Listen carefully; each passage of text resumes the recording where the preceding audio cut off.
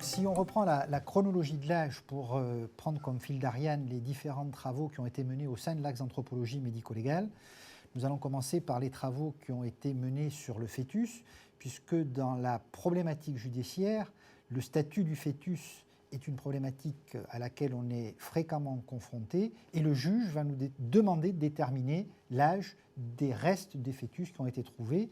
Et ces travaux, dans le cadre de l'axe d'anthropologie médico-légale, ont été menés par Pascal Adalien. Alors, pour ce qui concerne la détermination de l'âge fœtal, je vais vous présenter les derniers travaux, les dernières avancées qu'on a pu avoir sur les critères de maturation. Mais je vais rapidement vous rappeler le contexte de ce qu'on a fait jusqu'ici. Alors, dans la littérature scientifique, on trouve de nombreux articles qui parlent de la détermination de l'âge, basés sur des critères biométriques. Et bien évidemment, les critères biométriques sont population dépendants. C'est-à-dire qu'il y a une variabilité importante de la croissance individuelle, et d'une population à l'autre, on ne peut pas considérer que les ABAC soient parfaitement transposables. Alors, pour créer d'abord une formule adaptée à notre population marseillaise, vous vous souvenez qu'on avait pris le cas de 782 fœtus, qui avaient été évidemment anonymisés et qui avaient été définis comme normaux du point de vue de leur développement. Et vous vous souvenez qu'on avait appliqué des radiographies de face et de profil, un examen externe et viscéral complet, un examen histologique, un cariotype et un examen placentaire. Alors la première étape, évidemment, ça a été de reprendre tous les critères biométriques qu'on retrouvait dans la littérature et d'y rajouter une mesure radiographique du fémur, puisque c'est l'os qu'on va retrouver quel que soit l'état de décomposition du corps, qu'on pourra aller chercher sur un corps frais ou retrouver à l'état sec. Alors, sur la radio de profil, on a mesuré les os après avoir défini un critère qualitatif. C'était la plaque conjugale nette, qui nous assurait de la bonne position de l'os pour la mesure. Et avec cette plaque conjugale nette, on a pu prendre la mesure radiographique in situ, disséquer 30 paires de fémurs pour à nouveau les radiographier ex situ. Vous voyez ici, les os sont à plat sur le film radiographique. Et enfin, on a fait une coupe sagittale de l'os pour avoir une mesure anatomique réelle de la portion osseuse. Alors, tous ces fœtus, évidemment, ils sont de sexe et d'âge parfaitement connus pour pouvoir avoir une référence fiable et établir notre nouvelle méthode. Alors, la détermination se fait par une régression linéaire, et voilà le résultat que nous avions. Je vous rappelle juste la formule. Donc, avec une simple mesure en millimètres d'un fémur, on arrivait à estimer l'âge développemental du fœtus à plus ou moins 3,3 semaines. Et cette estimation, plus ou moins 3,3 semaines, nous permettait de garder 95% d'intervalle de confiance dans la prédiction. Encore une fois, on a voulu être le plus fiable possible. Et puis ensuite, la précision, elle dépend de la variabilité normale. Mais on n'a fait aucune concession à la fiabilité.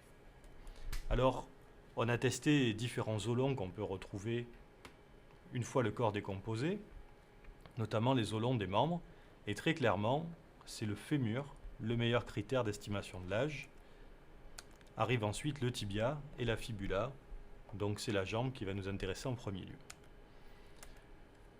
La conclusion à laquelle on était arrivé, c'était qu'on peut être fiable dans la détermination de l'âge fœtal dès lors qu'on mesure le fémur. Maintenant, et c'est là qu'on en est, comment on peut aller plus loin? Comment on peut aller au-delà de la biométrie de l'enfant? Encore une fois, il y a des grands bébés, il y a des petits bébés, il y a une variabilité naturelle normale. Comment on va faire pour avoir, en plus de la taille, un critère de maturation qui sera beaucoup plus fiable, probablement, que ce qu'on peut faire, en tout cas plus précis. Alors, c'est le travail qui a été mené sur la base du crâne. On s'est appuyé sur les travaux de Redfield en 70, on s'est appuyé sur les publications de Kocha, Fazekas et Kocha, on s'est appuyé sur les travaux de Scheuer et Black, et on a décidé de mesurer la base osseuse du crâne, parce qu'à l'heure actuelle, ce dont on est sûr, c'est que le meilleur critère de maturation du développement de l'enfant, c'est le cerveau. Quelles que soient les conditions de croissance, même défavorables, quel que soit l'état sanitaire de la mère pendant sa grossesse, l'organe dont la maturation sera privilégiée, c'est le cerveau. Alors peut-être qu'il sera plus petit d'un point de vue biométrique, mais sa maturation surfacique, les gyrations, elles, seront parfaitement protégées. Le cerveau induit la maturation des structures osseuses de la base du crâne, et ces structures osseuses, elles sont denses, elles sont compactes, elles sont parfaitement résistantes du point de vue taphonomique, on les retrouve dans le temps, quelle que soit la décomposition. Alors, à partir de scans de crâne des mêmes fœtus que ceux pour lesquels on avait mesuré le fémur, on a cherché à mesurer la base du crâne. Alors voilà les reconstructions tomodensitométriques qu'on a pu faire avec nos fœtus mesurés. Vous voyez ici la reconstruction complète du crâne. Et on arrive à assumer une transparence de toutes les parties osseuses qui ne nous intéressent pas pour aller isoler la partie antérieure de l'occipital, décrite dans la littérature comme étant un critère de choix pour l'estimation de l'âge.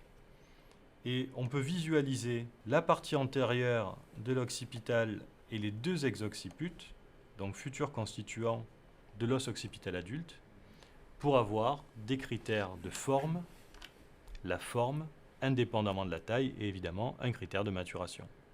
Les premiers résultats nous permettent de voir qu'il y a un âge relativement fixe auquel la largeur du basier occipital devient plus importante que sa longueur.